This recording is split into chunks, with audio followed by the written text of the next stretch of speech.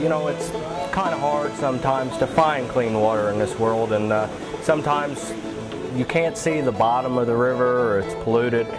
This one out here, it's very nice because you can go either to the Jack's Fork or the Current and look all the way to the bottom and see it. It's crystal clean, and it's a very, very nice river system, and that's why it is a national park on the same level as Yosemite or Yellowstone or any other national park.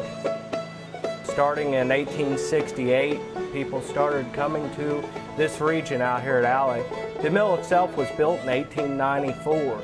And as the mill got built 100 years ago, you couldn't buy a sack of flour, you couldn't buy a loaf of bread as we do today.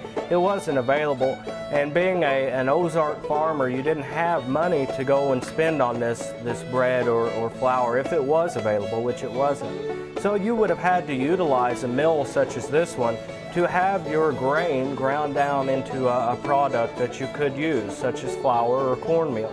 So the mill was very important for people back then. It provided that source of life. They used to call bread the staple of life, and there would be a loaf of bread on Ozark's tables, whether it be breakfast, lunch, or dinner, and you could slice you off a piece and have that with your meal. So it was very important. But 100 years ago, people would have brought their grain to Alley.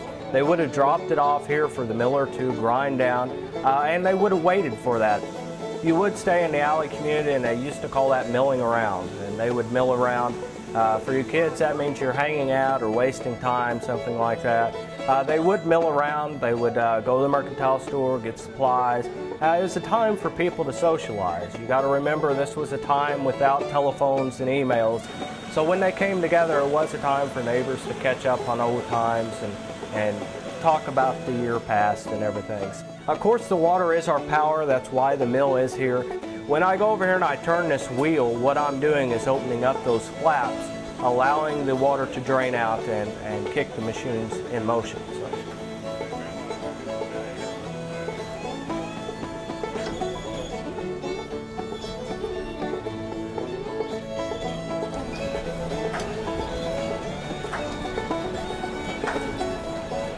There you go, 112 years later, of course, still running, still operating.